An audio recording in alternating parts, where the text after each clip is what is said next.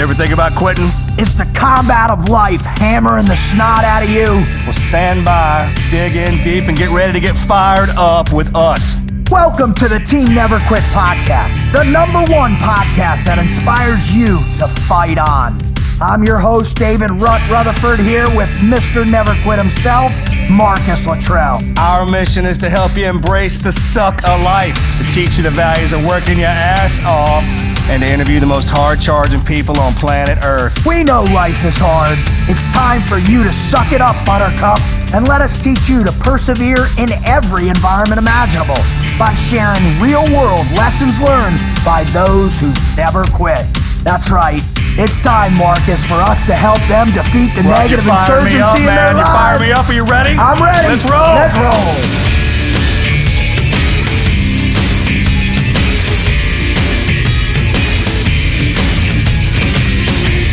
There are certain people in history, at least in our modern history, right? Since we've been alive and above dirt, there are certain people in my athletic career, right? From the time early on, I can remember I always wanted to be an athlete. I always was an athlete.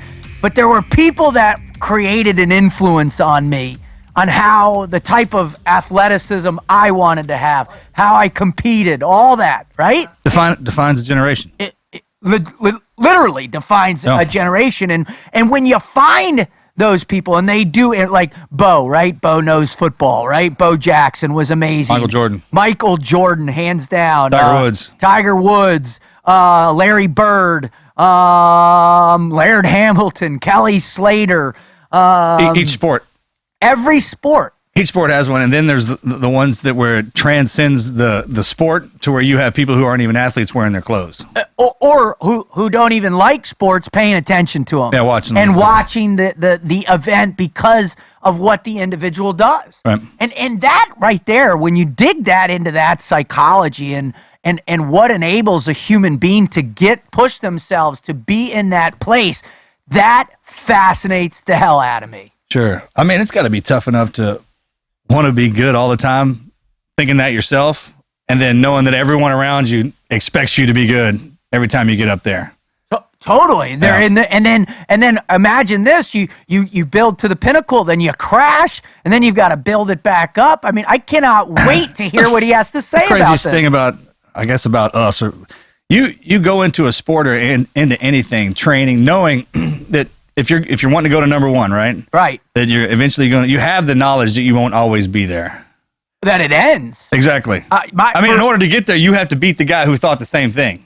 And the understanding once you fall from #1 is the part that gets you don't think about that, right? That's never in the equation while you're trying to get there. At all. How could it be in the equation? Because if it isn't, and it's the #1 thing that the guys come down when you hear them talking. They're like, hey, the hardest when you're coming down, and that's the advice that no one wants to. You don't even let the advice in there. Andre said it. I mean, how many people we've talked to have said it? Yeah, and it's kind of funny because you're thinking you want to hear everything this guy has to say because he was #1, except for the part after that. I don't want to hear. You know what I mean? You don't even listen to that part because everything is in the quest to get up there to be #1. Well, and that's what I think is the confusion about the quest, the journey itself. Exactly. It is only the climb. But instead of you're literally you're not getting trained in every part of what you're doing. We always leave that part out. Yeah, absolutely. So I think it's pretty amazing that we were able to reach out and get Andre Agassi, arguably one of the greatest professional men's tennis players in history, to come on the show, and hopefully he's going to talk about this stuff that will influence our listeners in such a way where they understand that it is a climb and a fall and a climb and a fall. He's had a crazy ride. Oh my God! When you look at his background, right? And let's just take a brief look at Andre Agassi, right? Here's a guy that, let's look at his career. 8 Grand Slam victories and a runner-up in 7 more. 1996 Olympic gold medalist. And that year he also won the Grand Slam. So he won the Grand Slam and then the gold medal. And I forget there's a name for that too, right? Agassi was the first male player to win all 4 Grand Slam tournaments in 3 different surfaces. Hard, hard court, clay court, and grass court. 17 ATP Master Series tire. Part of the winning Davis Cup team, 90, 92, 95. 2011, inducted into the Tennis Hall of Fame, and it goes Even on my and father on. watched tennis in 92. Everybody was watching tennis in 92, right? It was just... Oh, remember the Nike commercials with the attitude? He had the acid wash shorts and that long hair and everything. That's when they had the shoes. They had that new toe, and if you wore it out, you could take them back and get it for free. Yep. And then the Velcro. Remember the first cross-trainer Velcro heel lace type combo, man? Bo brought that in, right? Well, he started, and then Andre perfected it, right? Because Bo's shoe was limited. That mid, yeah. Yeah. Yeah, but Andre was the one who took it to another level because he'd show him working out in those, then playing tennis in those, then running in those. And okay, I knew what I was thinking. So the other day we were going to an event up in Dallas. I think it was a charity event for Glenn Beck or something like that. I walk into the hotel. There is I guess she was 14, 15 years old, and had the Agassi's on. No, the lava ones. Yeah, the white ones with the lava. Yeah. And I guess I kind of dorked out. Mel was standing there too. And I was like, "Hey," I go, "Check out, hey Mel, look at this." I was like, "Hey, ma'am," I was like, "Hey, those shoes are great. I had them when I was your age, man." The guy, and of course, she's standing there with her, I guess her boyfriend, right? And they were looking at me like I was a creepy old bastard. And you are. I guess I was, right? I was talking to some kid about her shoes. That's weird. Didn't even know her. Now that I think about it. Kidding. Jesus. So what did she say when you asked her, "Hey, do you like something like, did you like Andre Agassi?" And she's like, "Who?" No. I don't think it got past the weird look there. Yeah, the old weird. Yeah. Well, there's so much more to this guy too. I mean, he ascended to number one, crashed back down, ascended back up. He started this Andre Agassi Charitable Foundation. He's got his charter school systems. Oh, that's what his life after tennis is. It's amazing. So I cannot wait to hear what this guy has to talk about, what he has to say in terms of what it takes to get to number one, fall back down to 141st, and then get back to number one. How do you do that, man? How do you do it? Let you know how good he was. He wasn't even playing, and they ranked him 141. That's true. That's true. Because there are a lot of tennis players out there. I worked with the United States Tennis Association last year with their players. I did a big speech with them and helped their coaches on some things. And man, the sport is shrinking. So, but that was the heyday of the sport. Remember McEnroe and who else was out there? Ivan Lendl, Boris Becker. You had Pete Sampras. I mean, that was his. The McEnroe boys. John and his brother, and then.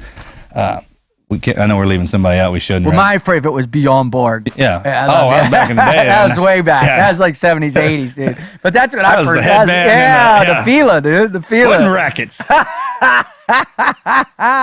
Take me back to old. Oh, dude, that's Virginia. from my mom. My mom's two-time state champion tennis player. All white. Long pants, white long sleeve shirt, wood bracket. Oh, dude, that's like Arthur Ashe. Why am I doing this? Like anybody can. Like a Fred Laver pose. Right. You just did a Fred Laver. Arthur Ashe, great.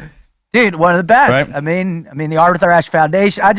What I love about the game is it really is, it's an individual sport. And Michael Chang. Yeah, I mean, I'm working with a 13-year-old female tennis protege right now, phenom, and man, I just, it's a whole different ball game for these kids nowadays. And they have all this experience to tie into, and the challenge is who do you direct them towards as their influence? That's why I'm stoked to get them on. I got a chance to meet Jennifer Capriati. Before or after? Well after this. Okay, and I don't even remember where I ran into her at, man, but she was a Phenom Pro 13, right? And then when they brought her on, and she just started dominating. 16 Pro and all that, yeah. It's kind of when all that shifted into that protege and kids down that young, right? When they started coming up. Even the Williams sisters, they were proteges, they're all time. Yeah, those girls are different level. Well, they're that's all. Yeah, they're good. That's beyond good. I mean, that's a whole nother level. Define a generation. Yeah, for sure. We got to get Serena and Venus on, man. Absolutely. Well, anyways. Listen, if you're just tuning in to the Team Never Quit podcast, welcome. And wondering what's going on. Welcome.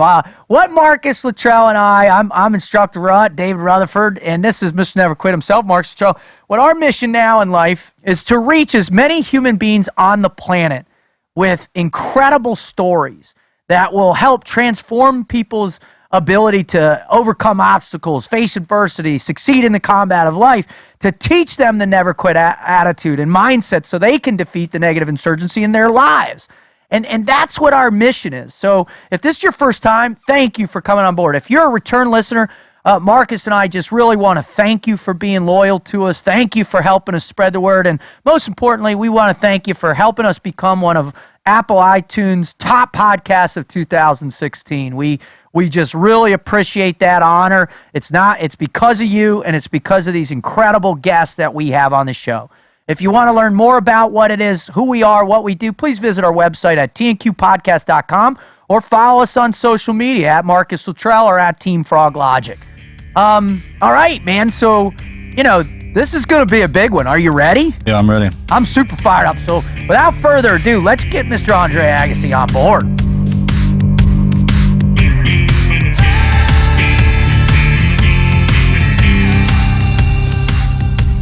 Marcus, now I'm telling you, dude, you know how fired up I am for this one, because since the time I can even imagine, the time I can dream of, my mom, former two-time state champion tennis player in Michigan, shoved a racket in my hand, and in the 80s and 90s where I was like, I love the game, I love everything, this guy was one of my heroes, dude. So to have him on right now, I am busting out at the seam, brother.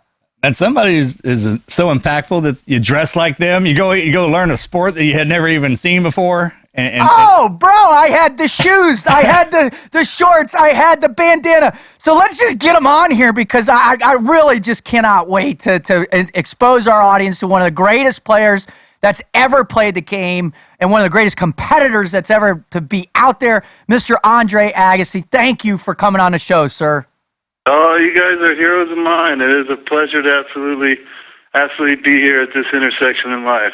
Well, that's cool. That's cool. All right. So what we're going to do before we get to the meat and potatoes of what everybody wants to hear you talk about, we got to get you warmed up, right? I know, just like us, we're getting a little old, a little long in the tooth. We need to stretch out a little bit. So what we're going to do is we're going to stretch out your gray matter up there with what we call the Mad Minute. Now, the Mad Minute is a rapid-fire, fun answer question from me and Marcus, just to get you primed and ready for the big stuff later. So are you ready for that, Andre? Yeah, it doesn't sound like a warm-up. It sounds like a sprint, but I'm ready. It ends up being that, but let's go. All right, Marcus, fire away, bud. All right, brother. Favorite superhero? Favorite superhero? Got to go Superman. Nice. Thank you. Thank you for backing me up on that one. I appreciate that. All right, give us one item on your bucket list. Oh, item on my bucket list. Well, I had one bucket list item knocked down this January when my 2-month-old Great Dane showed up. I always wanted a Great Dane, so that was one that I managed to enjoy this year. But moving forward, bucket list would probably be to see Israel with my family. Oh, that's cool. That's cool. I had a really close friend go back just recently with her 2 kids, and she said it was the most amazing experience ever. I mean, that's something that's definitely up there with me too, brother. All right, go for it. All right, favorite movie character you like to play out in real life? Favorite movie character I'd like to play in real life? I would probably say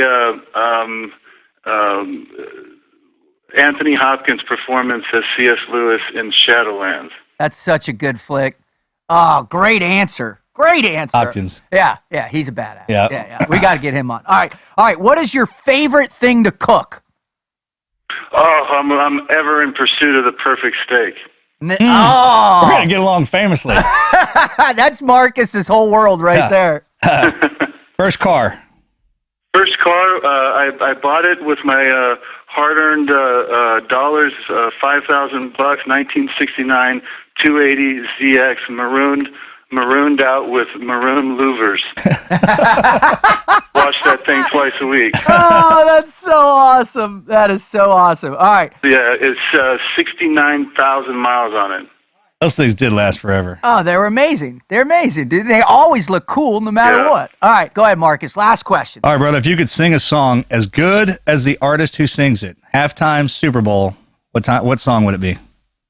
Ooh, that is a heck of a question. Wow, I would sing.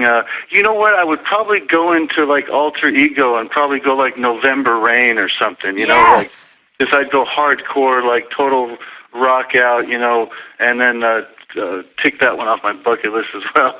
That is awesome. And with the resurgence of GNR recently, that's right there up there with me too. Able to walk in, sit down on a piano, and belt that out. I mean, you're good to go anywhere, right? Dude, I listened to that song daily back when it came out for like 3 months, man. I love GNR. Yeah. All right, that's the Mad Minute, Andre. We really appreciate you having fun with us and just to get loosed up. Well, the main reason people come to the show is to learn something. The hundreds of thousands of people out there that are paying attention on a regular basis, and we believe wholeheartedly that your life and your incredible exploits and experiences are right there to teach our listeners something significant. So let's pivot and let's get right into it. Could you please share with our listeners your greatest never quit story?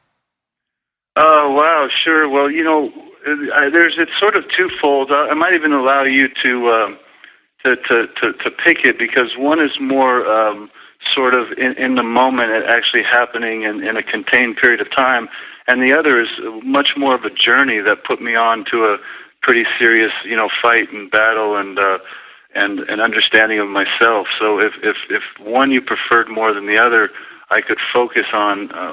One is, again, in a period of time, an actual match that took place that was sort of a microcosm of a bigger journey. The other was the actual journey itself. We would like the journey itself. Like, we had Dustin Pedroia on from the Red Sox, and he told his epic journey, as well as Charlie Daniels, and that's what I think our listeners really want to hear. It's that continuous struggle of never quitting. So if you could, we would love to have that, if please.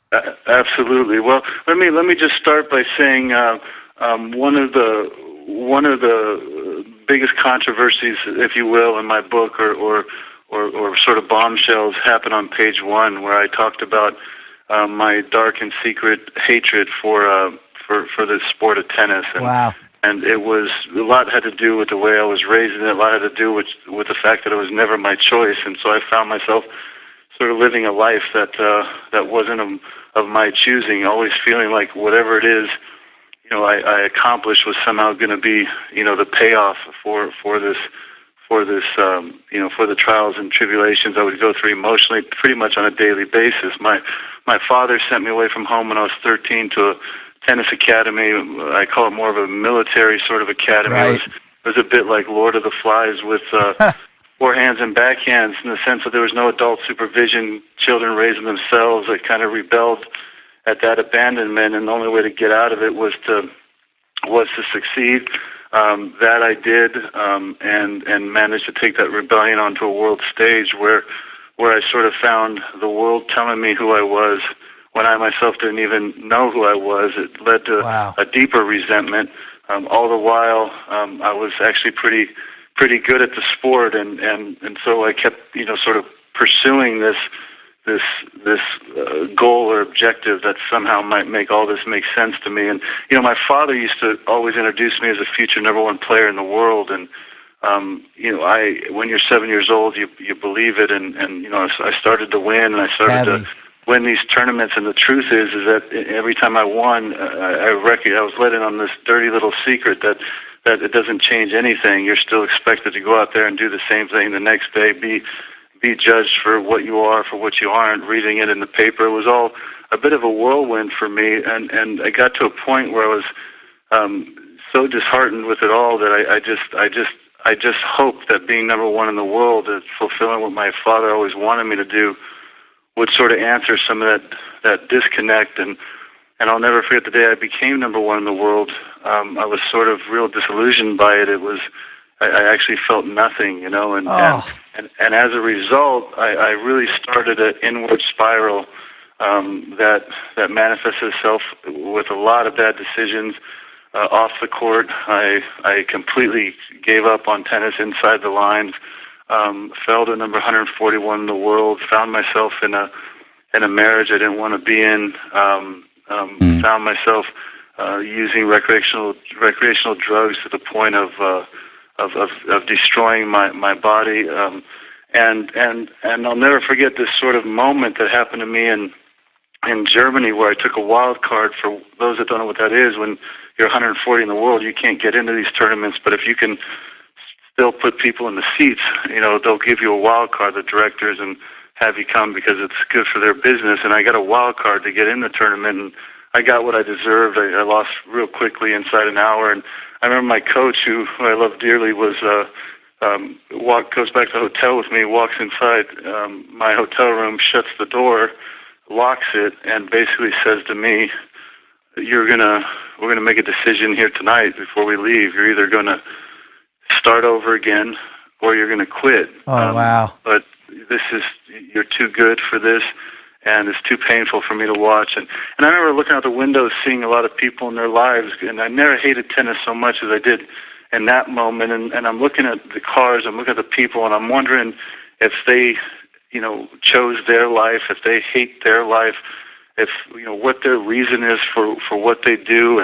And it was like, I remember a light bulb kind of going off as an epiphany. Now, epiphanies don't change your life. It's what you do after that on a daily basis that does. But the epiphany that went off in my mind is that I realized so many of us don't sort of choose our life. I mean, who really chooses where you're born? Who chooses how you're nurtured? Who chooses what your strengths and weaknesses are? But just because you don't choose your life doesn't mean you can't take ownership of it. And I made a decision that night, as soon as I gave myself permission to quit, to take ownership by finding my reason for what it is I do. And that led to me seeing this great program on 60 Minutes about a charter school, KIP Academy, Knowledge is Power program, and they're big in Texas and all through the country, quite frankly. But it was Michael Feinberg and Dave Levin, and I watched them rolling up their sleeves in these children's lives, children that really didn't have choice. I mean, talk about the downside of me not having choice. I found myself at number one in the world and being recognized as a sports champion. These kids, in a life that they didn't choose, they find themselves in gangs, they find themselves, in drugs, they find themselves in our prison systems. And so when I watched them change, I said, that I felt like that was my calling. My calling was to use my platform of tennis to create an opportunity for these children to have choice in their life. So I kind of made education my work as I was 140 in the world, and then I started this daily trek back, not knowing what I could ever accomplish again, but knowing I could really use the sport to help my vision, my mission. And that was the daily kind of grind in it, because the hard part is not knowing. The first time, I'm not going to say it's easy to get to the top, but what I will say, it's a heck of a lot easier when you don't know what every day actually means. You don't know. You don't know if this bad day is a real setback. You don't know if you think this good day means so many, so many steps forward, and all of that is kind of not the case. But when you've been through it, you know what means what, and it's easy to get discouraged on a daily basis. But I kept setting my goals, and I kept building that momentum for myself, and I kept saying, well, you can't control so many things. What can you control? You can control your daily commitment. You can control your efforts. You can control your preparation, your intensity. So I really started focusing on how I engage with my life today, not knowing even what tomorrow meant. A little bit of a longer story short, I found myself making it back to number one in the world. And I think the thing that really incredibly surprised me about that whole journey was when you get back to number one, it's not that all of a sudden I felt like I had arrived. It was the same feelings as before, except so profoundly different, in the sense that it had nothing to do with being number one. It had to do with how I choose to engage with my life. So when you're number one, you have nobody to judge yourself by. So as a result, the one thing you end up asking is, well, what can I do then? Where do I go? What do I do now? And you realize that it's about how do you make yourself better today? Well, here's what I can do. I can work harder. And so the thing that kind of hit me was there's no difference between being number one in the world or being at a low point in your life. because that's, the stuff that's happening in the past is the rearview mirror. The stuff that you hope for in the future is your front window. But if you don't take care of your immediate day, if you don't take care of the engine of your car, so to speak, the engine of your life today, you're not getting to that future anyhow. And so as a result, how we choose to live daily sort of became my mantra, and the momentum and opportunities and successes and joys and pains. I mean, I allow them all I allow myself to feel them all deeply on a daily basis, and it helps make me who I am. I mean, that's just remarkable. As I hear this transition, and we have so many amazing human beings on that get into that moment where they start to realize, hey, it's what I do every day that defines me. It's what I do, how I live with purpose in the moment. What did you and your coach talk about in that room, and how long did it take you to get to realize that, all right, my platform and how I'm going to save children, or at least guide children in a better way? How long did that process get to, and did it happen that night in that hotel room? Well, a decision happened that night in that hotel room. It was the emotional part of it, because when we're all in those moments in our life, I think we really are tempted and fall victim to just kind of reacting, and yeah, kind of sure, pressure from the person. Yeah, absolutely. And my feeling in that moment was I gave myself permission to quit. And then in that moment of giving myself permission to quit, I was almost disgusted with myself at the same time. It was almost like it's almost like I rebelled against my rebellion. It was like I just sort of said, well, like that's too easy. I just gave myself permission to quit. I'm still not happy. I mean, I'm still, it was all this internal dialogue, and that's when I said, no. I need to.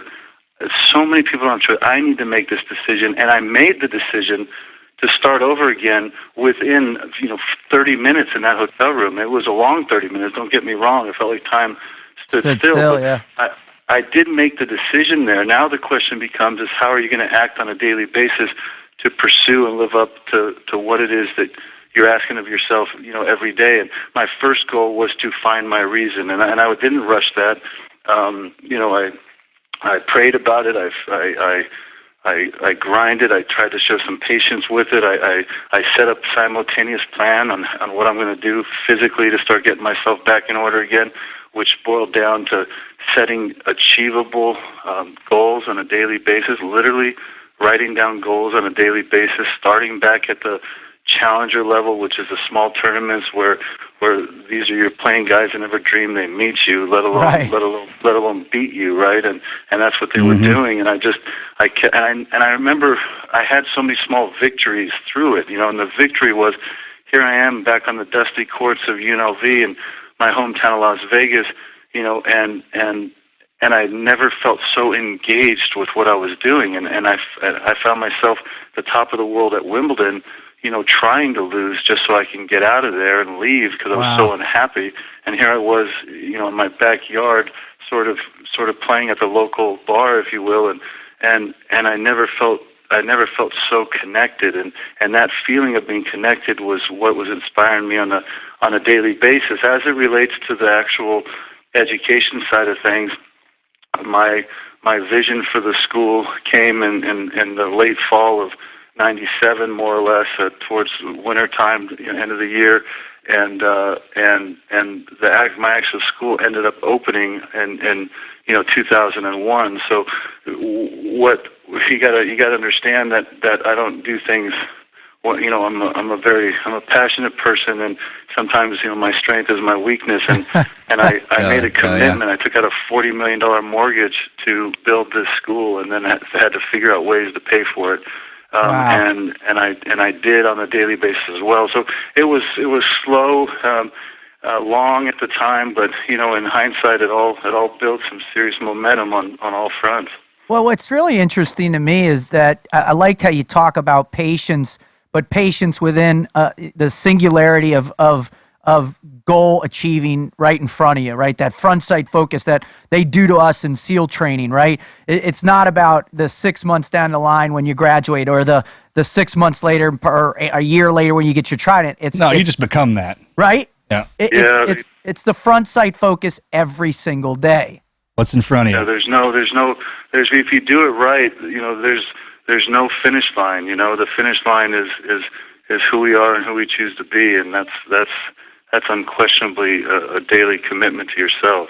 One of the amazing things that we talk about all the time, because we all have these ups and downs and having to come back from these dark periods, or these periods where we don't believe so much in ourselves and what our true purpose is. But what Marcus and I always bring back, it always kind of centers for us on the team that you have around you in this process. So who are some of the key people, Andre, that in your climb back that fed you that positivity, that this was a way for you to redefine not only yourself, but your purpose and who you are in that sport, to give you a true identity that had positivity attached? Who are those people? Sure. So the two people that were closest to that battle on a daily basis was my coach, Brad Gilbert, and my trainer since I was started my career, basically, Gil Reyes, my physical strength trainer, who had to sort of rebuild my body, if you will. But I don't even call him. He's not even my trainer. He's really my surrogate father. I mean, wow. He raised me from 17 on, for the most part, teaching me with what he does and how he conducts himself with his actions, teaching me that I was worth caring about. And and I took some departures from his love and guidance, unquestionably, through the journey. But it was always there for me. And when I reengaged, I've never seen somebody fight harder. And all of a sudden, so many things that he was trying to teach me along the way were starting to become so real. It was right. And I started to see it almost as if your eyes get open to. You've heard it before, but now it just sounds different, and everything lines up. Mm-hmm. And so those two were really instrumental in my daily battle. That's awesome. That's really cool. I got a question for you. When did you start to say, all right, I actually love playing tennis? Did that happen quickly, or did you ever get back? Did you ever get to that point? Well, it's interesting. It's not. I think any truth in life is complex in nature. It's while it's simple from one perspective, it's what it is not quite as simple as that. I mean, what started to happen when I started to play for other reasons, I got out of my own way, and once I got out of my own way, it was easier for me to leave emotion out of the court and off those lines. And in the process of doing that, I had great moments on a tennis court where I really felt like I thought everybody else was. I would sit in these locker rooms and I would look at these players who looked so happy to be there, and I kept thinking, well, they're just bullshitting, quite frankly. and as a result, I need to put on my game face and act like there's no other place that I'd rather be. But the truth was, I found those moments periodically, separated by sometimes weeks, if not longer, that grew into more and more moments. So when I got out of my own way, and I started to get engaged with what I was doing, and I started to apply the discipline of leaving the emotion in the locker room and taking care of business, I started to hit those sort of surreal athletic moments where where an athlete says they're in the zone and where everything gets tuned out, and then you feel that sense of pride when you push yourself across the finish line that inevitably keeps moving from you, and you're battling against somebody else that you respect, yet you want to destroy, and you're just, you go through these emotions, and you kind of realize that was pretty darn cool to share that with thousands of people, if not millions of people, depending on the situation. Mm-hmm. And so when you build those moments up, yes, it does offset the trauma that you've gone through, and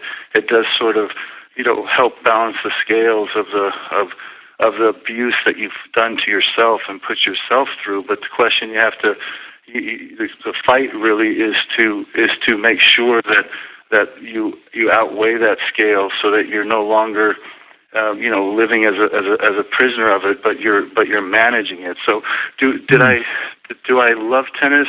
I would tell you that tennis isn't to love or to hate. Wow. And I did a lot of both at times, but for me it taught me so much. It took a lot from me. It asked a lot of me, but it gave a lot to me, and as a result. I look at it as fair enough. I look at it as, that's fair enough.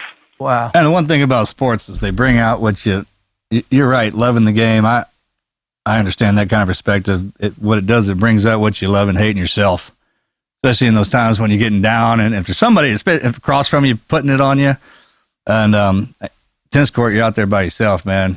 You're running. Marcus, let me assure you of this: in an athletic world, and I know the world you live is that intensified. I can only imagine the loneliness that is felt out there, the need to count on others, and the reality that there's no place to hide. I mean, right. The truth is when you're out there, especially on a tennis court. Just speaking about sports, there's not too many sports that you're alone out there. There's not too many sports where you can't hide behind a helmet if you screw up. There's not too many sports that you can't pass the ball if you're having a bad day, where you can't, take a timeout if you need to gather yourself, where you can't just build a lead and run out of clock. You have to get across this finish line that sort of has this gravitational pull towards it as you're coming to the close, but yet there's this opposite force that's sort of pushing you away from it, battling those things all by yourself. It's a staring contest, and it ends up being a battle with yourself. And I know that from what you've been through, things that you both of you have gone on in your own lives. And there's sometimes you have to be exposed, and you have to be sort of stripped down in order to build up to who it is or what it is you aspire to be. Well, I thought it was really interesting, and I hear this all the time, and I actually, with the coaching I do with people, and I talk about this as well, is getting out of your own way. And if you could, Andre, could you elaborate a little bit more on what you mean by that? Because I think so many people that are struggling in life and have these, are facing these obstacles and adversity, they don't even know what that means to get out of their own way. Could you expand on that a little bit? Yeah, what I would say to somebody is it means stop focusing on yourself. To me, that's what it became. It became about it not being about what I feel. There's a lot of ego in being in your own way. There's a lot of in some cases arrogance, in some cases. But it's all ignorant, because who we are is designed to care, is designed to strive, is designed to give everything we have to be the most we can be. And if we're just too focused on ourselves and not what it is that we're trying to do, what it is we're trying to accomplish. So for me, the vehicle for that was putting my energy towards others. I put it towards those kids that I was helping, and all of a sudden my neuroses and my and my ideas of what I thought was important, it became so obviously narcissistic. It's like, you want to talk about real pain? Why don't you just look across the street? So the second you get out of your way, you stop making it about you. And, right. And people, I will never preach to people on how to do that or what you need to start focusing on. What I would advise them is to get their eyes off themselves for just a while, and you'll be shocked on how your eyes get open to getting out of your own way. I mean, that's just, I think you're so right. And that's what, this life, I remember when I first got out of the teams and didn't have that identity anymore. And I was angry because I couldn't translate that identity of a SEAL in civilian public and all these other things that I was trying to do. And I didn't fit in. And it wasn't until I realized that my true purpose in life, my true calling, was to serve others, which is what I was taught in the SEAL teams, right? To serve my teammates in the most extreme environments imaginable. And Marcus, we talk about that all the time, is you don't really become a team guy until when? Until you feel that servitude, right? Oh, well into it. Yeah, after a lot of those, have to go through a lot of those barriers just to get that true feeling. It's different, and it's kind of funny. I listen to him talk about that. It's different for everybody else, and I imagine with athletes, it's just got to be unbelievable, especially when you're striving for a number one spot. And like, there's a saying in horse racing: you train a horse, put him in the gate, teach him to come out of the gate. I mean, you teach him everything, right? And the jockey works with him nonstop. But then there's a time when it boils down to the race, and you know what you're supposed to do, and you're going through it, man. You can hear the owners and the trainer usually in the stands like, give him his head, give him his head. And no matter how much training and all the skills and everything that you possess, man, there's sometimes when you just need to get out of your head or give the horse his head and just run, right? You're ready, you're trained. And a lot of that, what the pressure from the outside that everybody's talking about being number one and certain stroke or whatever it is that you have to perfect, right? Yeah. You can overdo that. You can over perfect it. And if you concentrate solely on how it's supposed to be done and not how you can do it and probably do it better, then you eat yourself up from the inside, man. And that's what we get over in SEAL training, because and exactly what he talked about, man, they just beat it out of us, right? Till the point to where you know that, hey, man, I can be beat, right? Everyone can.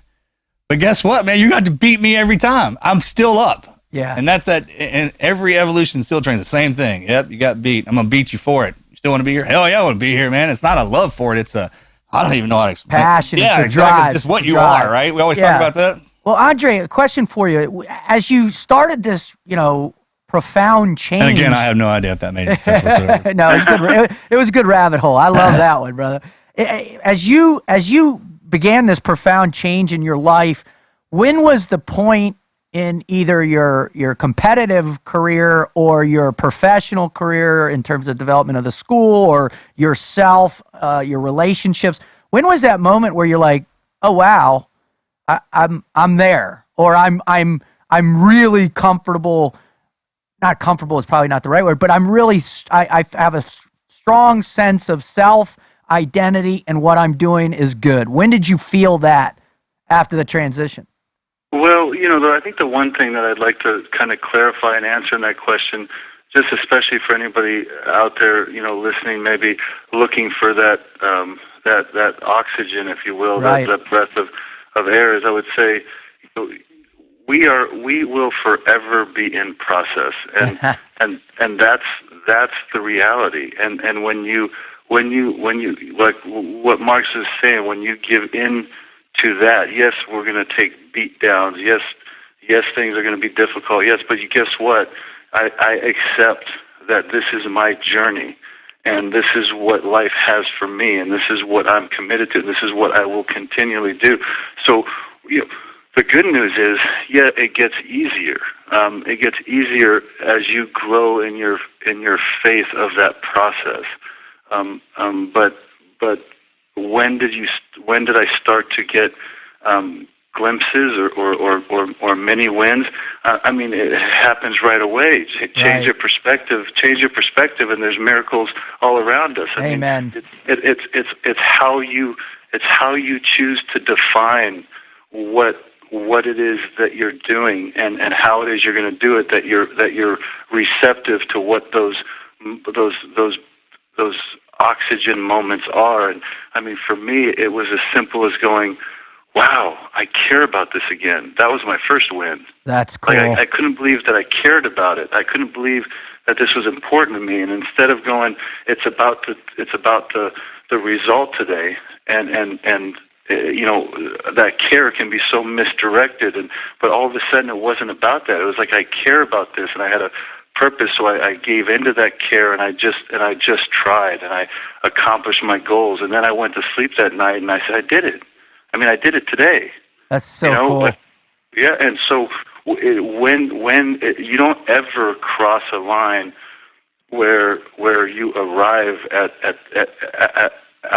that process. That process is ever going, and you can go, as deep as you have, moments on this earth. You can go deeper and stronger. And what I can tell you, when you're living right in that respect, when you're living balanced, you're living centered, you're living in that harmony of connection with your own purpose and your own goals and objectives and your own development on all sorts of fronts. Those wins start piling up, and those wins become the very backbone and platform for the strength to overcome what's in store for you around the bend.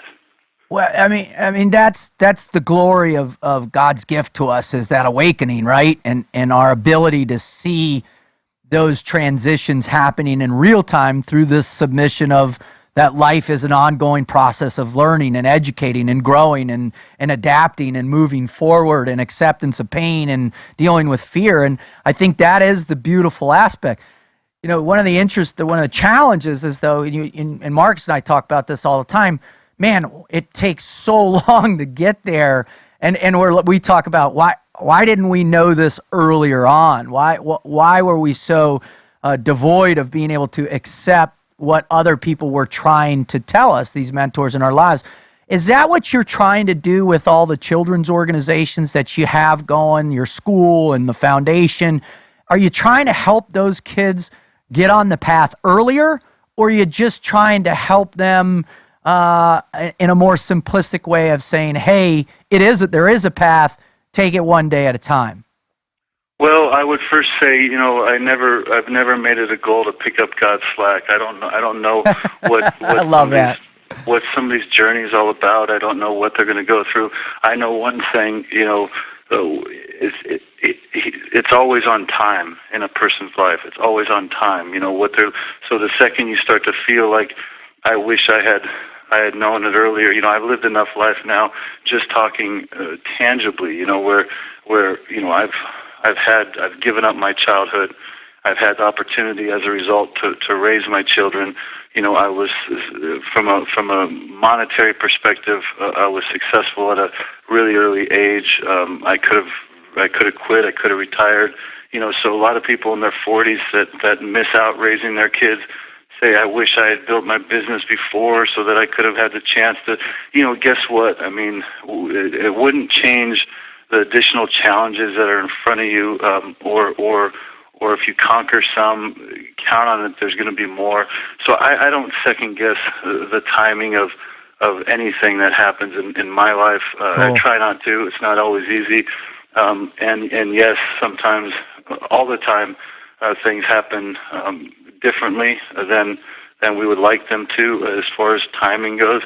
But C.S. Lewis had a great quote that talked about how it's like an echo of a tune that we haven't heard, or a scent of a flower we haven't seen, and it's there's a constant feeling of wishing certain things are more tangible in our life, but that's the part you gotta just kind of give into, and I think you start to feel it more and more, and stronger the deeper you go. I couldn't have said it better myself. And man, I'm glad you decided to go on the long path. I always take notes of the most profound things that come out of these Never Quit stories, man. I'm on page 3. I know. I see you writing feverishly over there. I love it. Can't even keep up, man. Wait, that was a good one too. I dig it. Well, one of the interesting things is as we move over and we move into these phases, because of our perspective, like you said, that once you're able to change perspective and then implement those changes rapidly, whether it's cognitively, behaviorally, or emotionally, then you start the freedom of what life can really be is out. It's important to know it's okay to have a different perspective, especially if you're deep into a rabbit's hole or whatever, something. It's okay. Something profound can happen, and that's what it does. It's like, wait a minute, I just changed my perspective a little bit. Maybe I should follow it. Did that happen to you? Was your perspective radically changed in whether it was, It's changed like 4 times since you started talking. I'm trying to keep up. This is the last one I could. I wish I would have known that one 4 years ago. I wish I would have known that one yesterday would have been good. But I love it. Well, Andre, a couple more questions before we let you go. Is there are a lot of young athletes out there, and I see this all the time now. And I ended up was a lacrosse player, played in college, and And I just think about the dedication that I did in the camps and the football camps and all that. But now I'm starting to see with people, there's such a commitment from parents to drive their children who show some semblance of talent in a more heightened way, to drive them into these regimented, crazed kind of, lifestyles that what it sounds like what you attribute to a lot of your disgust for the game or just how it played out for you. What do you have to say to all those parents out there, whether it be tennis or football or swimming or whatever? What do you have to say to them? Yeah, it's a great question, and well, the first thing I would say is I don't preach to parents. I speak as a parent, and as a result, what I've learned in my life and what I've learned sort of with my children is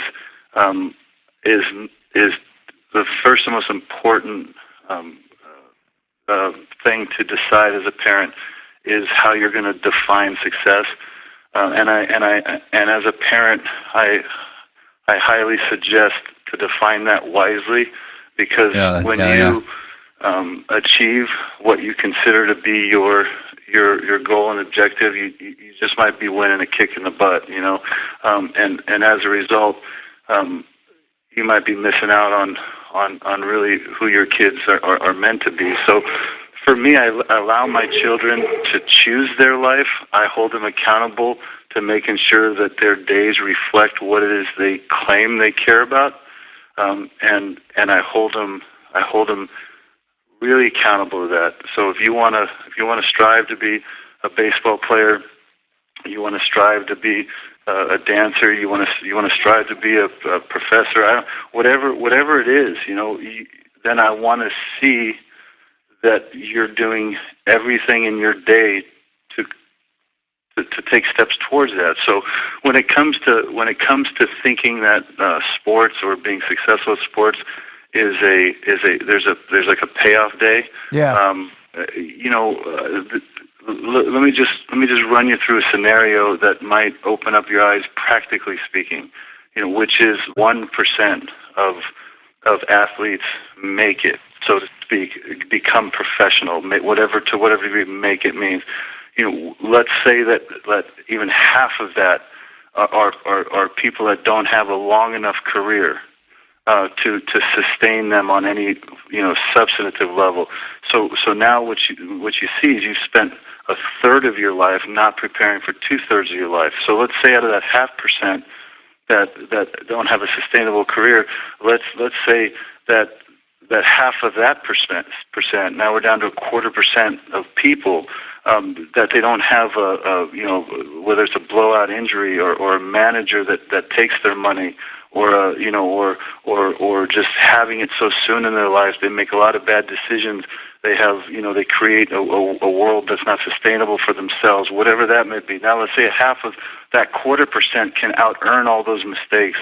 They stay healthy and they have a career.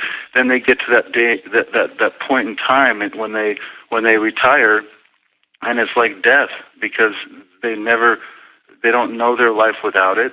Wow. Now they're going to enter a world that no longer exists, but they don't know what's on the other side. And they've spent a third of their life not preparing for 2/3 of their life. And by the way, out of that whatever percent we're down to, or under, whatever percent we're down to, what percentage of them are actually at peace with themselves? Wow.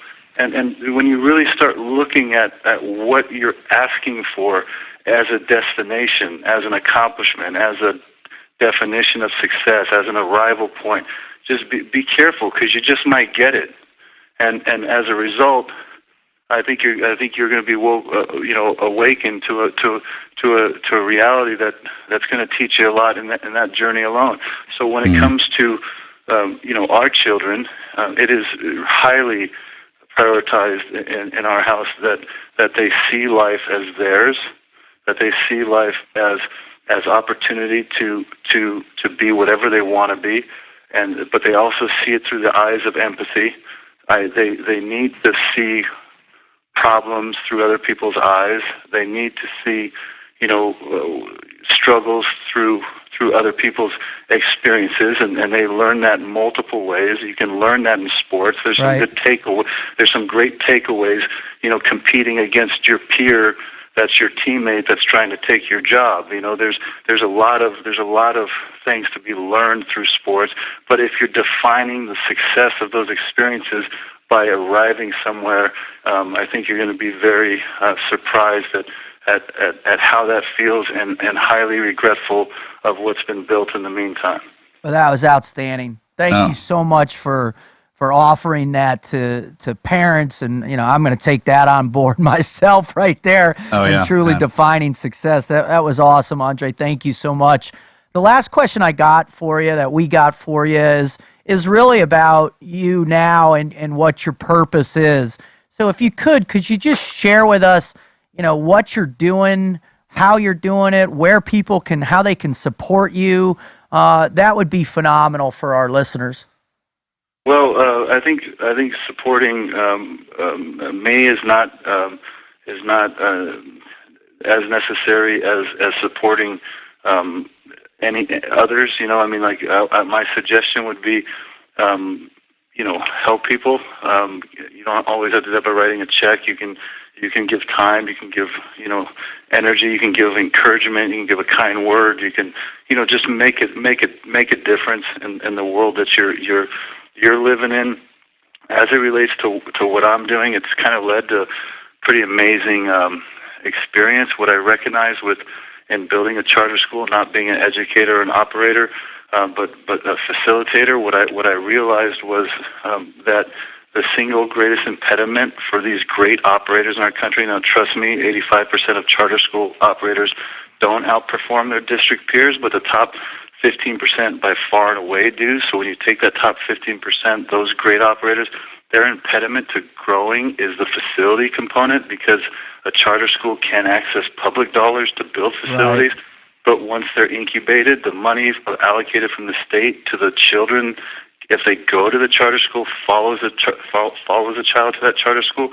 So what I've recognized and co-founded with a partner of mine named Bobby Turner is the Andre Agassi College. That's my foundation school. Turner Agassi Charter School Facility Fund. The Turner Agassi Charter Facility Fund is an infrastructure fund focused on building the facilities for the great operators through the private sector, because philanthropy isn't scalable. I still have my philanthropic side, right. But if I could go to the private sector and I could impress upon them the merits of investing in our future, where they're not looking for huge returns, but they also aren't going to give their money away, I can take all that capital on day one and I can build a school that's completely incubated for these great operators. So let's say they have 800 kids in the school, and it's $10,000 per child that the state allots. On day one, that's $8 million of revenue. Instead of us just being a landlord and collecting rent, we go through the tax-exempt bond market and flow for them some purchase capital that can buy back that facility for slightly more than we built it for, so that we can satisfy that like-minded investor, and the operator can have complete ownership, moving forward, as long as they know how to run sustainably, and right. We only work with the best. So doing it this way, I've been able to deploy over the last 4 years, probably $650 million. Oh, wow. We built it in the last 4 years, 69 schools, 37,000 school seats all across this country for those neighborhoods that otherwise would not have choice in their lives. Talking about the inner city of many places throughout the country. So you never know where your journey leads when you take it one day at a time. I'm just blown away, Andre. Thank you so much for the contribution that you made to our listeners, but also more importantly, the contribution that you and your partners are making to these kids who desperately need other options, who need choices in order to save their lives. So, just again, from the bottom of my heart, thank you so much for coming on. I really appreciate it. I know Marcus. Yeah, brother. Thanks, man. That was epic. Well, you guys do. I mean, listen, what you're doing, I can't commend you enough on, because so much has to do with the advocacy that goes behind, changing people's lives, and you building a platform that allows all these intersection where all these sort of stories and listeners can kind of intersect to realize you're talking about real life, you're talking about real people, you're talking about real changes, real things that are going on. Gives people hope, and the power of that can do miracles. So thank you both. Thank you, Andre. God bless you. God bless. Bye-bye. We'll see you. Bye.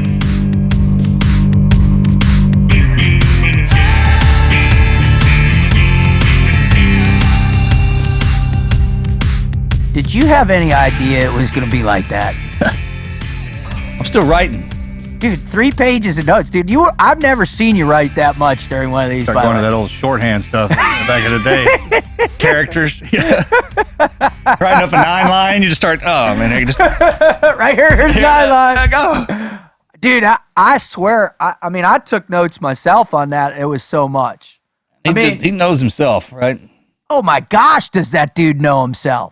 From going to a place, and I had forgotten about the stuff in the book and how crazy he got and how his life caved in. I'd forgotten. I'd read that book in years and years and years. But dude, man, did he come back with a vengeance? I don't want to say vengeance, but with a purpose. Yeah, vengeance. I mean, say it any way you want it. He did. People call it different things, man. You get... It's crazy. You make it all the way up to the number one and not feel it, and then have to come all the way back. To hate the game, dude. To have to come all the way back down and walk on the court you came from to start to love it. Like I literally played the first part to get good enough to be number one. Now I'm gonna go back and get good enough to love it. Dude, that guy. I mean, that was. That's kind of it's so counterintuitive to me to even imagine that. Wow, I'm just blown away. But. I mean, those moments of rebuilding, they must have been difficult, right? I mean, those moments where, because it wasn't like he just, after that conversation in the hotel with his coach, that like he just snapped his fingers and all of a sudden, now I love it. You got to go do it. He had to claw his way to living with that type of the clarity and purpose, right? Absolutely. It was a great journey. You can hear it inside his voice. This is the one that was the climb that meant the most to him. Because it was his own climb. It was his own, yeah, exactly. It wasn't his father's climb. It wasn't his coach's climb. It wasn't any of that. It wasn't Nick Bollettieri's climb. It wasn't any of that. It was his choice. Yeah. It really makes He made it all the way to number one for everybody else around him. Then he decided he was just going to go play some tennis for himself. Dude, and I think you hit it spot on, man, what must have he been thinking when he goes back to those courts at UNLV, right? Yeah. There we go. And those are those sports movie moments where you got the champ that walks back down to where he came from, and there's probably a little kid there like, hey, you want to hit some tennis balls? Sure, man, let's just do that. Or just going back to where it all starts. The authenticity of self, right? And it's an interesting. None of that was around there. If you go back to the place where it all started, all the white noise is gone, right? It's not because it wasn't there to begin with. So. The Tiger, right? It's the Tiger. Rocky had to go. Apollo had to take him down. Once back. We're going back to the Rocky references. I love it. Well, I think Andre is an amazing guy. And what the lesson, hopefully, that you heard through his story is profound, is that it's a never-ending journey. And there are points where you have to submit to the fact that it's about servitude. It's get out of your own way. For me, that was really powerful, and I struggled through that myself after my football career came to a crashing halt and trying to get out of my own way. And thank God I did and had that epiphany, which led to action and joining the SEAL teams for me to begin redefining myself to where I could get to this point now. So that's a good point, man, because a lot of the stories you're hearing as they make it up and they go back down and then they come back up with a vengeance, right? Yeah. Focus. That's a good word, right? Drive. And then hearing them talk about how happy they are now, and it was worth going down in the pit to truly, because I think some things may come a little fast in our lives to truly appreciate it. It's kind of like guys when they graduate in college, like, I want $1 million. What are you going to do with it? Yeah. You're going to enjoy, you spend it, on stuff you ain't going to enjoy, right? Right. You got to earn it. The life, make a million memories and save $1 from each. My dad always said that, man. And it wasn't about that. It was about making the adventures. And the question you got was about the kids. Yeah, oh yeah. Trophy kids, because now that we have kids, I think about the same thing. And with Axe, man, because my drive is so strong in anything I try to put my mind to, I wait till he gets interested in something. And then I'll start going. And the farther he goes with it, the farther I'll go with him. But in the back of my head, because of this whole trophy kid thing, I will always offset his whatever it is he's wanting to do with something else. Right. If he's playing football, he's going to go play some golf. Yeah. And enjoy counterbalance it with me. That's what we do with Dad, right? So and I think that those guys that move in and out of all those sports, not just the one they're proficient at, man, they have a better understanding of their game, right? Yeah. You understand how other athletes move. It helps in any other way. 100%. Mind and body. So it's that was a good question. I was wondering about that because he hated life. Oh, everything. At the top of the world, hating it. I mean, imagine that pain, that pressure too. That's a moral dilemma, matrix trap. Oh, dude. And then the one he was talking about in the bedroom is like, should I go? Yeah, I want to go, but I don't want to. But he's saying I want to go, and I'm telling him right now. Oh. And then climbing out of the room, just like you said, man, it's okay to say everything's everything when we're sitting here, but I got to go out and put it down. Yeah, live it. Well, man, he was awesome, and I hope if you're listening, you heard all that, and you're feeling it too. Because, it's inside you. I mean, you're going to face hurdles and the journey's never going to stop. Who you are now is not who you're going to be in 10 years, 5 years, even a year from now. So just stay tight, hold hard, and submit to the greater purpose in life of servitude and being a better person every single day in just a little way. Accomplish those goals every day, one little thing at a time. Feel that success. And I think the real most powerful thing that I want you to take away from this is you've got to be clear in defining what success means to you. And once you do that, then you're off to the races, right? Yeah, it's easy to get everybody to measure success on somebody else's perspective. Absolutely, man. We all do that, right? We all do it. All right. Well, that's all I got for this show. If you want to follow us, subscribe to our podcast on iTunes, tell all your friends, write in a review for us there. And if you've got an incredible Never Quit story that you want to share with us about your past background, someone you love has a great Never Quit, go to our website at tnqpodcast.com. In the section, share your story. Share it. If it's awesome and amazing, we're going to read it here. And if it's incredible, Marcus, bring you on. We're going to bring you on here. So I just want to thank my mom, right? My mom is the one who put that tennis racket in my hand before I could walk. She's the one who taught me how to be competitive. She's the one who taught me how to believe in myself, that if I worked hard, I could achieve great things. So, along with God and Christ and my children, I want to thank my mom for everything. And Marcus, thank you, Wizard, and Andre for this show. That's all I got. Thanks to everybody for bringing us back week after week, man. That means more than you know. And I'm throwing this one all on Andre, brother. Thanks for the 90s. For the, from the memories from when I was a kid, and thanks for all that you're doing now. I truly got to tell you, man, you made an impact on me. Changed my life, man. I got stuff down here I'll be reading on for days. So thank you for that, and thank you for being the man that you turned out to be. I'm out.